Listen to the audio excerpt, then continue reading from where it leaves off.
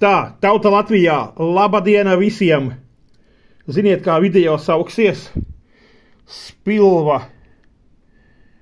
Jūs esiet idioti.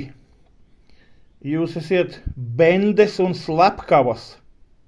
Jā, jūs esiet satanisti. Saprotiet? Uzšķērst jūs. Vajadzētu visus, saprotiet, spilvā vadību, ja? Skatieties. Idioti ražo, apskatieties ko, sīrups ar dzērveņu garšu. Tātad mēs esam nodzīvojušies tik tālu, ka šie idioti, tas ir tā vēl maigi. Es negribu lamāties kā tur Žigimants vai Juris Popovs, ja? Es maigi saku idioti spilvas saimnieki, ja? Paskatieties, sīrups ar dzērveņu garšu. Mēs esam tik tālu nodzīvojušies, ka tu nevari uzrakstīt sīrups no dzērvenēm, ja? Bet ar garšu, ja? Viņiem vajadzētu rīklēs saliet mudakiem šiem, sasiet rokas kājas un liet viņiem iekšā līdz viņi vemj ārā, ja? Skatieties, ko viņi dara. Es šodien domāju, nopirkšu, man tur bija vajadzība, un tā, lasu, ūdens, cukurs, skābuma regulētājs, citronskābe, ja?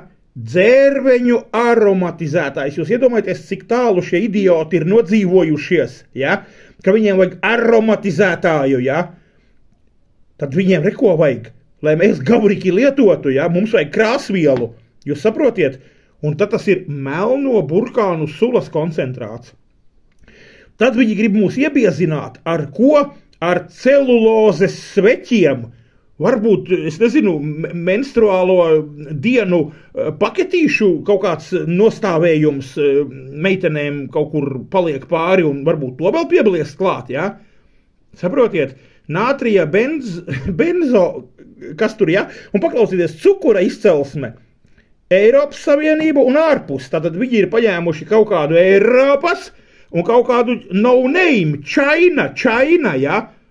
Un idioti, bendes, slepkavos, es teiktu, ja, spilva, ja, saimnieki, īpašnieki, tie ir viņi, tas nav sētnieka, spilvas sētnieks neražo šito fufeli, ja, Tauta Latvijā, šo ražo spilvas, saimnieki, īpašnieki, ja, tā kā esiet uzmanīgi. No šī, es, protams, šo brīnumu nopirku, man nav varianti, ja, bet, es jums pastāstu, kas tā ir par Indi, ja, Inde Latvijai.